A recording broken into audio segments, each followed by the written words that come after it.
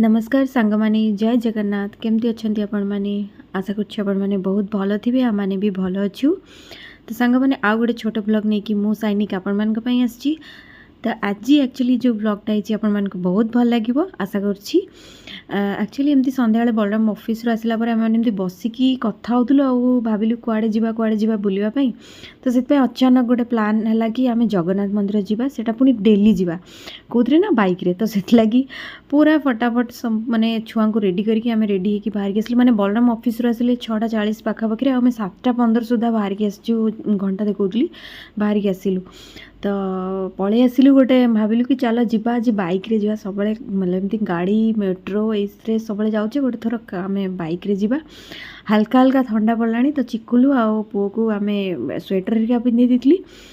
माने आसिलु बहुत बढ़िया लगला। आसिक पहुँचला बेलू 8:30 पाखापाखि टाइम जाइला।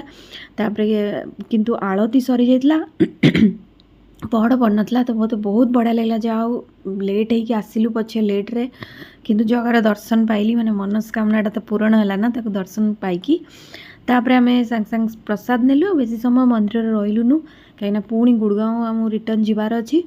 तापर टिके चिकुलु पुओ खेलिले तापर आम सीधा पळै आसिले। आ एई जो जगह मु आपण मानकु एबे देखौची एटा एक्चुअली मु आगुरु एई जगह रे रहउतली महिपालपुर रे दिल्ली रे। तो सेत लगे एई जगह रे आम पुणी ओल्लेकिना चा पिलु। बहुत इच्छा लाई जगह रे रहया पय आ एठी चा पिलु। आ आम कोउठी भी रहि नथिलु गोटे सेठी रहिलु। आ गला बेले 2-3टा जगह रही गोटे थर चा पीची कि 2-3टा जगह आसला बेले से गोटे जगह रही। तापर सीधा पळै आसिलु घर रूम को कहीं लेट हो जाइतला।